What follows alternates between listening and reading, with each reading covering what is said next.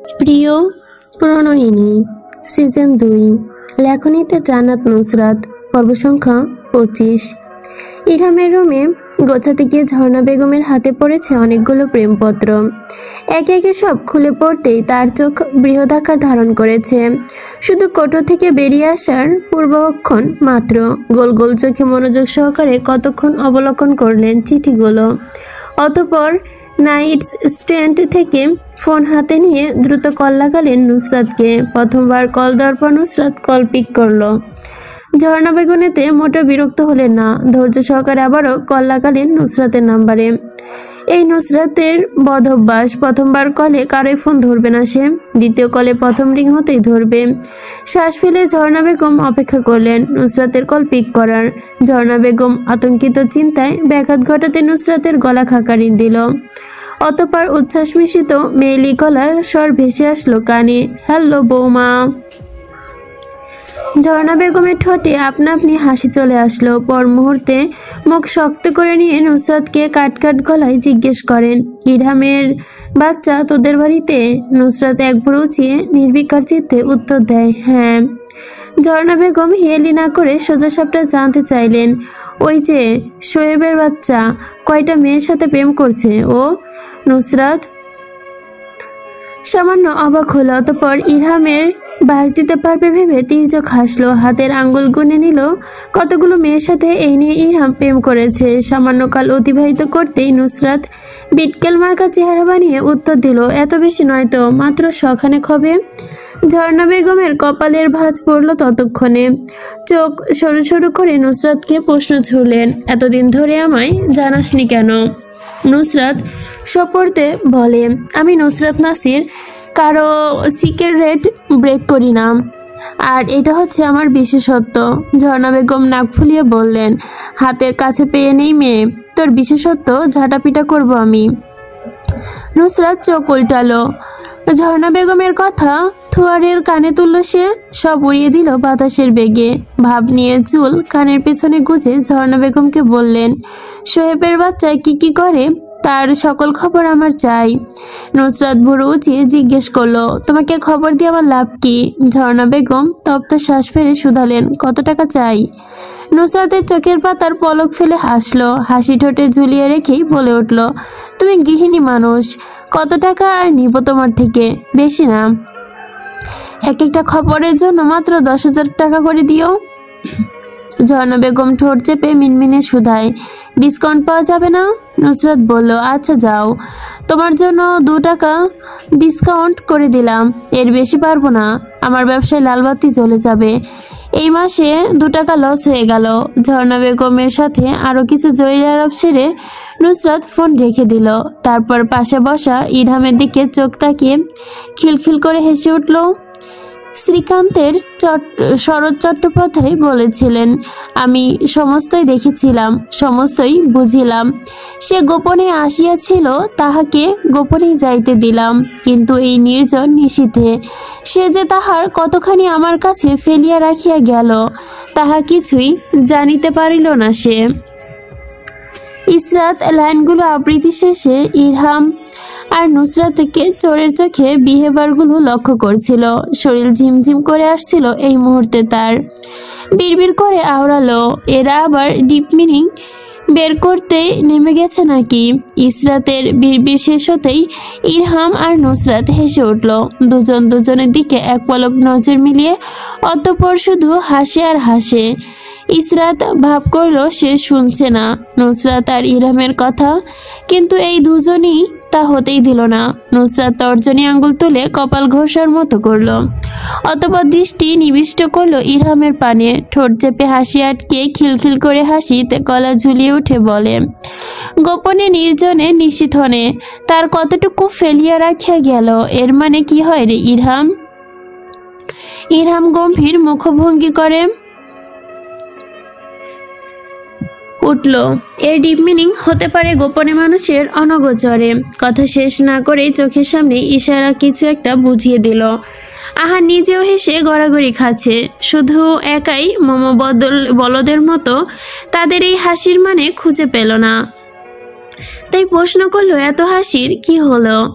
ইসরাত হাতের বইয়ে মনোযোগ ধরার চেষ্টা করলো। কান পাতা তখনও মেঝেতে বসা ওই 3 কাণ্ডারির দিকে। নুসরাত মেঝেতে গড়াগড়ি খাওয়ার মতো পড়ে বলল, তুই মাঙ্গের নাতি, ওগুলা বুঝবি না। এসব বুঝতে লিজেন্ড হতে হয়, আমাদের নেয়। কথা শেষ করে হাইফাই করলো সবাই। ইসরাত ঠোঁট চেপে বইয়েকে মুখ আড়াল করলো। মিনমিন করে সেও হাসলো।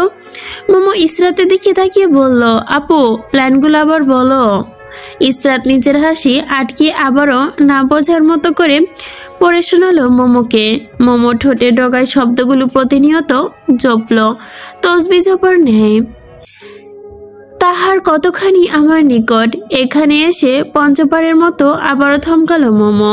গোল গোল চোখে বদমিনয়নে দৃষ্টি প্রথমে গিয়ে পড়ল আহানের দিকে। আহান হাসতে হাসতে মাটিতে লুটুপুটি খাচ্ছে। এরপর পড়ল নুসরাতের দিকে। নুসরাত নির্বিকার চিত্তে আহানের পাশে শুয়ে হাসছে। মোমো নুসরাতের চোখের লেশমাত্র দেখতে পেল না, লজ্জার। এরপর তার দৃষ্টি ঘুরে গেল ইরহামের দিকে। ইরহামও নির্লিপ্ত, ঠোঁটে মিচকি হাসি। ইসরাতের দিকে চোখ পড়তে দেখলো সে আরাম করে শুয়ে বই পড়ছে। ঠোঁট না হাসলেও চোখ দুটো তার হাসছে। বাদামি চোখগুলো সরাসরি সূর্যের আলো পড়ায় জলজল করছে। মোমো মৃদু স্বরে নুসরাতকে উদ্দেশ্য করে উঠল, তোর লজ্জা লাগে না এর সামনে বসে এরকম নির্লজ্জের মতো কথা মিনিং বের করতে? নুসরাত ঠোঁট উল্টালো, কপাল তথাকথিত ভাঁজ ফেলেই বলে উঠল, হোয়াট দ্য ফাক, আমার কেন লজ্জা লাগবে? আমি কি কোনো গুনাহ করে বা এমন কোনো কাজ করছি যেটাতে লজ্জা লাগে?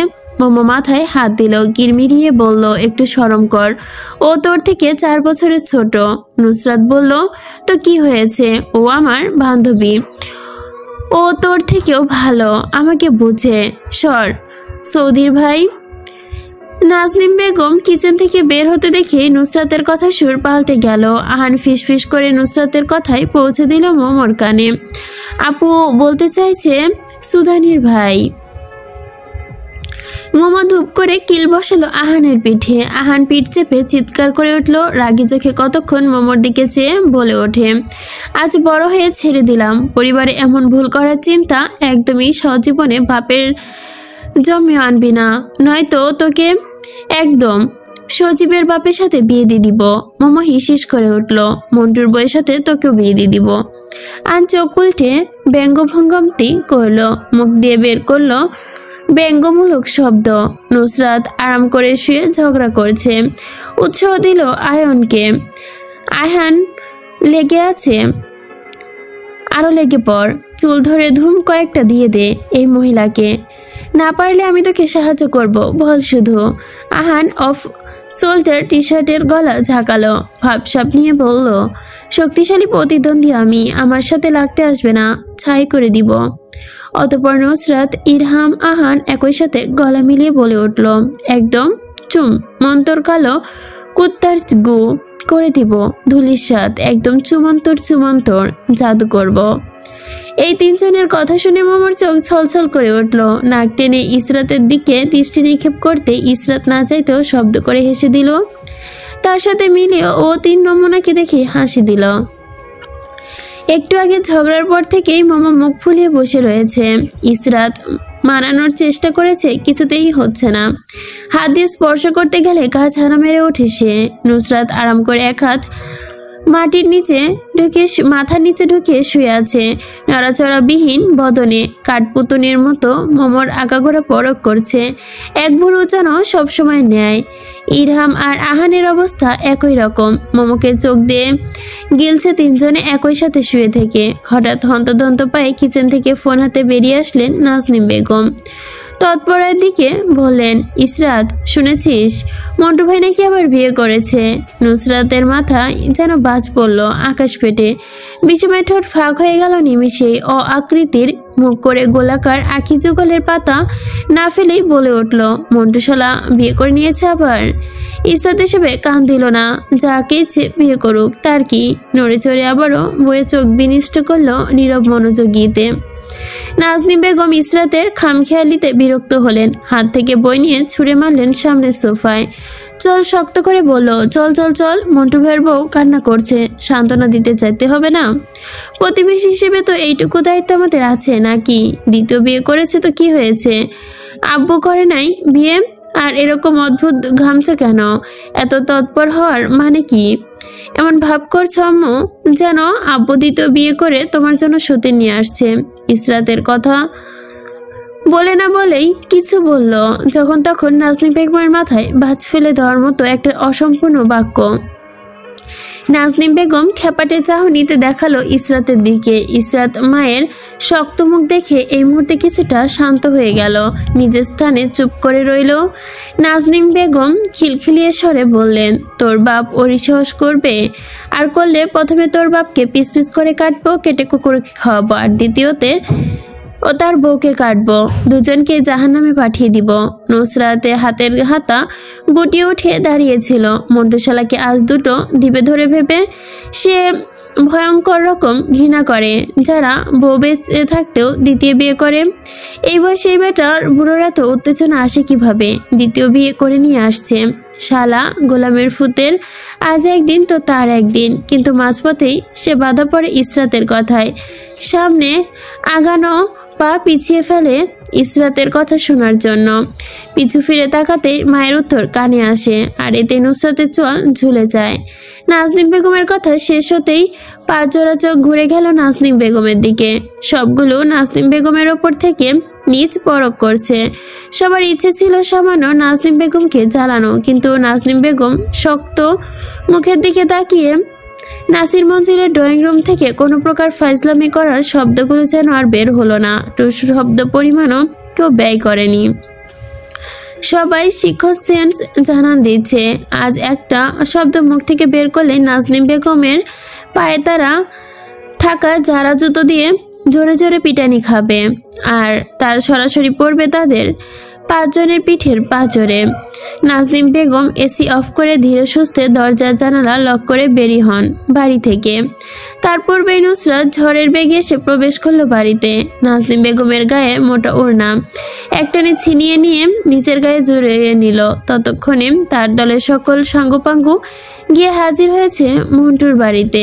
মন্টুর বাড়ির গেট না থাকায় সুরসুর করে সৈয়দ বাড়ির পাঁচ মাথা ঢুকে গেল। মন্টুর বউ সজরে কাছে দেওয়ালের সামনে বসে টাইলসের মেঝেতে চাপড় মেরে মেরে দারুণ স্বরে কাঁদছে করুণ কণ্ঠে। নুসরাত সরু চোখে ঘোরালো চারদিক। পরনে সাদা শার্ট ইন করে ঢোকানো প্যান্টের ভেতরে। ইসরাত নির্বিকার চিত্তে দাঁড়িয়ে থাকার চেষ্টা করলো। ও শাহজাহানার কান্নার মনটা যেন ব্যথিত করলো। শান্ত মুখখানার আগে লাল হতে লাগলো কিছু সময়ের মধ্যেই। নুসরাতের কাছে ঘেঁষে দাঁড়িয়ে ফিসফিস করে উঠল, নুসরাত, ওই মন্টু বেটার কোনো অবস্থান জানা যায় না রে? নুসরাত সামান্য মাথা কাত করে ইসরাতের দিকে বলল, আগের বার যা করেছিল তাই করব। শালা মন্টুর হাড্ডি ভেঙে গাছের সাথে ঝুলিয়ে রাখবো। ইসরাত হাসলো সামান্য। এর আগেও এমন কাজ করেছে তারা, সম্পাদন। তাই আবারও কাছে অতটা অবাক মনে হচ্ছে না। সবাই সবার পানে চেয়ে থেকে একই সাথে ঠোঁট নাড়ালো। মিশন আজ রাতে মন্টুশালাকে শিক্ষা দিয়ে একদম উত্তেজনা দফারফা করে দেওয়া। নুসরাতের পাশে দাঁড়ানো মোমো হাঁ করে শাহজাহানার দিকে তাকিয়েছিল। নুসরাতের ভেতরে ভেতরে হাসি দিয়ে ফিসফিস করে বলল, তোকে বলেছিলাম মোমো, মন্টুশালাকে বিয়ে করে নে, কিন্তু তুই আমার একটা কথাও শুনলি না। আর যদি তুই আমার কথা শুনতি তাহলে মন্টুশালার সব ফল গাছ আমাদের হতো, আর তুই মন্টুর ঘরের রাজরানী হয়ে থাকতি। মোমো যার পরনেই বিরক্ত হলো। নুসরাতের দিকে হতাশা মিশ্রিত চাহনি ভুলিয়ে নিয়ে দীর্ঘশ্বাস ফেলল। এর জন্য ঠিকমতো সে দুঃখ প্রকাশ করতে পারছে না। বেচারি শাহজাহানা বেগম, তার দুঃখ, কত দুঃখ। তাই দুঃখে ভরাক্রান্ত মন নিয়ে ইসরাতে বগলতাপা করে অন্যদিকে চলে গেল। আহান আর ইরহামকে সোহেদ ডেকে পাঠিয়েছে, তাই তারা অনেক আগে চলে গিয়েছে। নুসরাত একা এখানে দাঁড়িয়ে থেকে চোরের মতো আশপাশ দেখলো, কোনো ফল গাছে কোনো ফল আছে কিনা। আর কোনো পজিশনে গেলে সেই ফল সে আরামে চুরি করতে পারবে। চোরের মতো মুখ বানিয়ে দুহাত ফর্মাল প্যান্টের পকেটে ঢুকিয়ে কষতে কষতে হিসাব কষতে লাগলো কিভাবে কি করবে। হেলাল সাহেবের সাথে আরশ আর জায়েন দাঁড়িয়ে নিজাম শিকদারকে নিয়ে সৈয়দ বাড়ির সবাইকে নিয়ে আসছে। বাড়ির কর্ত্রীরা ভেতরে শাহজানাকে সান্ত্বনা দিতে আসলেও এখন তারা দলবদ্ধ হয়ে নিজেদের ভেতর গল্প করতে ব্যস্ত হয়ে পড়েছে। হেলাল সাহেবের বিপরীত দিকে নুসরাত দাঁড়িয়েছিল। আকস্মিক নুসরাতকে দাঁড়িয়ে আশেপাশে দেখতে দেখে মেয়েটা নজর কাড়ল ওনার। মেয়েলি শান্তশিষ্ট মুখখানা দেখে খুঁটিয়ে খুঁটিয়ে নিজের মনের বিরুদ্ধে কেউ বলতে বাধ্য হলেন নাসিরের মেয়ে দুটো কঠিন দেখতে মাশাল্লাহ। হেলাল সাহেবের এমন প্রখর দৃষ্টি নুসরাত সেকেন্ডের ভেতর বুঝে গেল নিজের ওপরে। সময় ব্যয় না করে কোনো দিকে চোখ না ফেলে সোজাসুজি হেলাল সাহেবের দিকে সরু সরু চোখে তাকালো।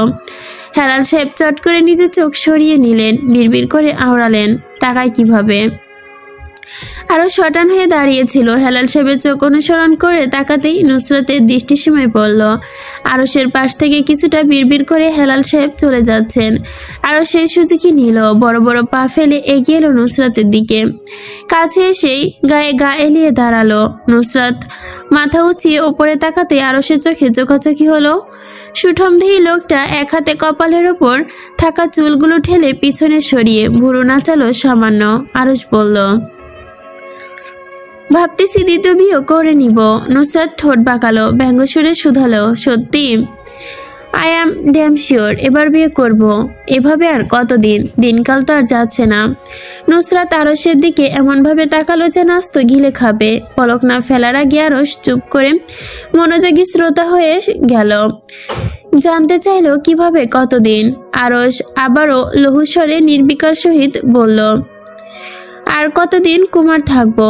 যৌবন জীবন সবাই তো এক এক করে চলে যাচ্ছে তোর অপেক্ষায়। নুসরাত রিমি সুরে শুধায়, দ্বিতীয় বিয়ে করবেন?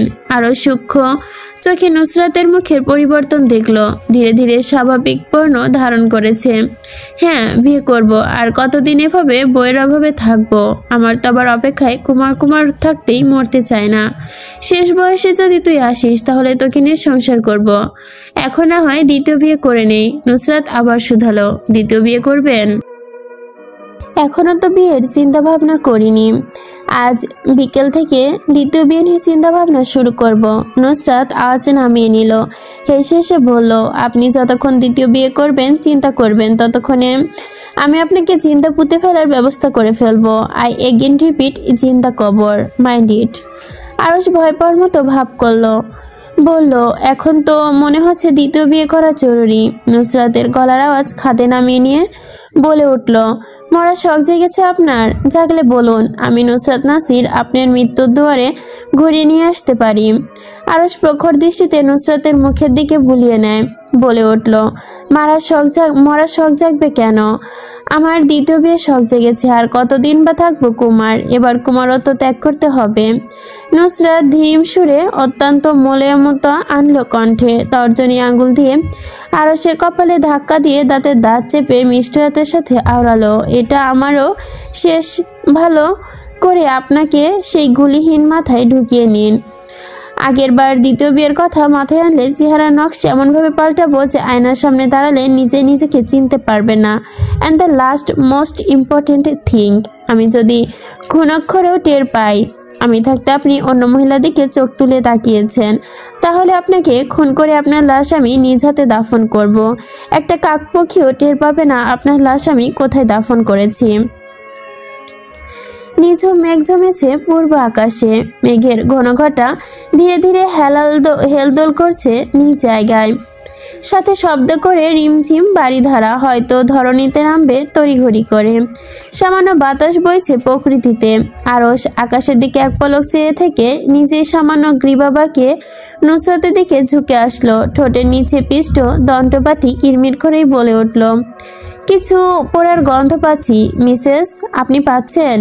নুসরাত আরশের সুর পাল্টাতে দেখে অবাক হলো। এক বুড়ো উঁচিয়ে টিস্যু দিয়ে ঘষে ঘষে নাক মুছে নিল, নাক টেনে শুকলো। অতঃপর প্রশ্নতিক চোখে আরশের দিকে চেয়ে গম্ভীর গলায় বলল, কোথায়? আমি কেন পাচ্ছি না? আরশ ঠোঁটের ওপর থেকে দু আঙ্গুল রেখে তীর্যক হাসলো। সুঠামদেহী পুরুষের সামান্য শৈল বাঁকিয়ে নুসরাতের দিকে ঝুঁকে এসে হিসিয়ে বলে, লেট ইট গো। নুসরাত আরশের হেয়ালিতে বিরক্ত হলো। নাক টেনে সর্দি ভালো করে টিস্যুতে ঘষে নিয়ে নাক বাড়িয়ে আবারও শুকলো। এমন ভাব করলো আজ এই পোড়া গন্ধ না পেলে পুরো জীবন বৃথা হয়ে যাবে। আরও সামান্য বিরক্তি মিশিয়ে কণ্ঠে বলে, Nusrat, you are 18+, be mature. Nusrat আরশের দিকে চেয়ে তাচ্ছিল্যের হাসি হাসলো। আকস্মিক নাক সুরসুরি অনুভব হতে হাঁচি দিয়ে উঠল। এরপরের বার দিতে গিয়ে নাক দিয়ে পানি বের হয়ে আসবে এমন অবস্থা। চোখ বড় বড় করে অবিরাম সব দিকে ঘোরালো। মনের প্রশ্নের উদ্ঘট ঘটলো, এখন টিস্যু কোথায় পাবে? হাঁচি আটকে রাখতে নাকে ব্যর্থ হলো, আর তাতেই ডগমগ করে হাঁচি আসলো। নুসরাতের শেষ রক্ষা হলো না। নাক ফুলিয়ে উঠল শ্বাস নিতে। নাক খিচিয়ে উঠতেই চোখে মুখে জল জ্বলে উঠল। হাতের আঙ্গুল দিয়ে নাক পরিষ্কার করার পূর্বে আরশ নিজের ডান হাত বাড়িয়ে দিল নুসরাতের সামনে। শার্টের হাতার দিকে ইশারা করালো। কপালে বিরক্তির রেশ ফুটিয়ে গমগমে আওড়ালো, just take it easy, all right, and walk your nose right here.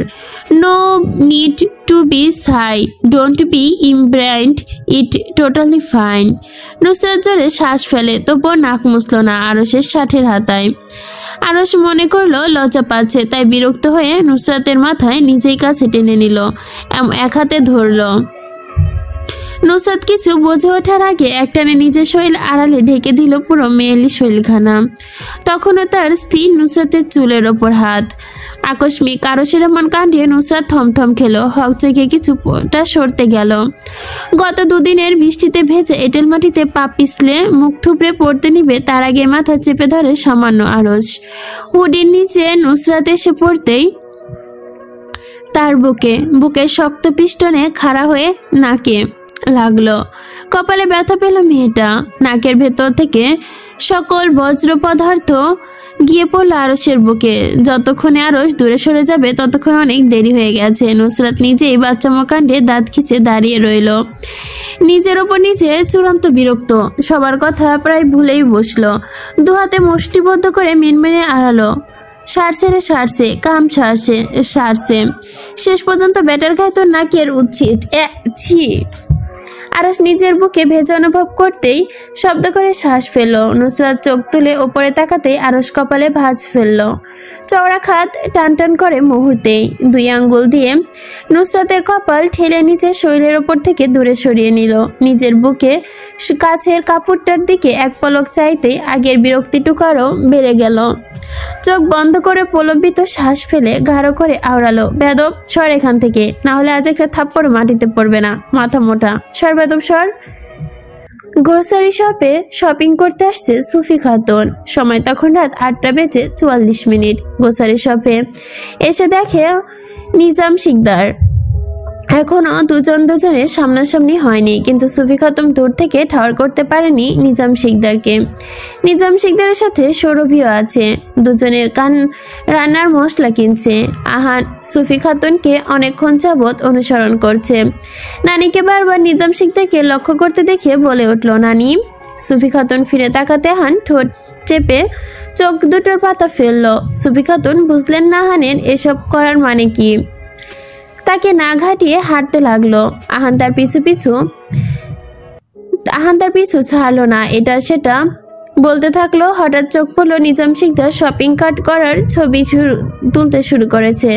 সুফি খাতুন এখানে দাঁড় করিয়ে রেখে গনে গনে চার পা সামনে আগালো সেইখান থেকে। তখন দৃষ্টিসীমা স্পষ্ট হলো শপিং কার্টে থাকা ছবিটা। নিজাম শিকদারের স্ত্রী ওইটা। নিজাম শিকদার ছবি দেখে আর কথা বলছে ছবির সাথে। যে কেউ দেখলে মনে করবে শপিং করতে গিয়ে সে একা আসেনি, ওনার সাথে অন্য কেউ এসেছে। কিন্তু অনুরূপ ক্রমে তিনি ছবির সাথে মনোযোগ সহকারে কথা বলছে। আহানার পাইকে উল্টো পথে ফিরে গেল নানির কাছে। ততক্ষণে নিজাম শিকদার শপিং কার্ট নিয়ে আরো একটু এগিয়ে গেছে, কিন্তু খেয়াল করেনি সৈয়দ বাড়ির লোকেরা এখানে এসেছে। নিজাম শিকদার এগোতেই সুফি খাতুন যে এখানে দাঁড়িয়েছিল সেখানে স্পষ্ট হলো ছবিটা। আহান নিজের নানির কাছে দাঁড়িয়ে কানে কানে বলে উঠল, নানি, ওই দেখো নিজাম দাদু উনার স্ত্রীর ছবির সাথে কথা বলছে। তুমি শুধু ভাবো, উনার মৃত স্ত্রীর ছবি নিয়ে উনি এভাবে ঘুরছেন, তাহলে উনি ওনাকে বিয়ে করিয়ে দিলে কিভাবে তোমাকে সাথে নিয়ে ঘুরবে? সুফি খাতুন আহানের কথার ভাবময় মগ্ন হলো। আহান আরো উৎসাহ দেওয়ার জন্যই বলে উঠে, উনি কতটা লয়াল যে মৃত স্ত্রীর ছবি নিয়ে ঘুরছেন। যদি স্ত্রী বেঁচে থাকতো তাহলে তো মাথায় তুলে ঘুরতেন। শুধু ভাবো, তোমার মাথায় তুলে ঘুরছে আর তুমি নিজাম দাদুর মাথার ওপর বসে টাকডুম টাকডুম তবলা বাজাচ্ছ। আহান কথা শেষ করে মিচকি হাসলো। সুফি খাতুন গভীর চিন্তায় মগ্ন হলেন। নিজাম শপিং কার্টে থাকা ছবিটা জায়গায় বসালেন নিজেকে। ততক্ষণে আহান গ্রোসারি শপের ভেতরে ঢুকে সুফি খাতুনের অগোচরে কয়েকটা জিনিস উঠে নিয়ে চলে গেল বিল কাউন্টারে। সেখানে গিয়ে বলল, বিল আমার নানির কাছ থেকে নিয়ে নিবেন। জাস্ট নাও, আমার বাড়ি থেকে কল এসেছে। আমার দাদা বর্তমানে সার খাতে, তাই আমাকে এখনই বাড়িতে যেতে হবে। শেষ মুহূর্তে আমি ওনার পাশে থাকতে চাই, আর তো পাশে পাবো না, তাই চলে যাচ্ছি। বিলটা কষ্ট করে ওনার থেকে নিয়ে নিবেন।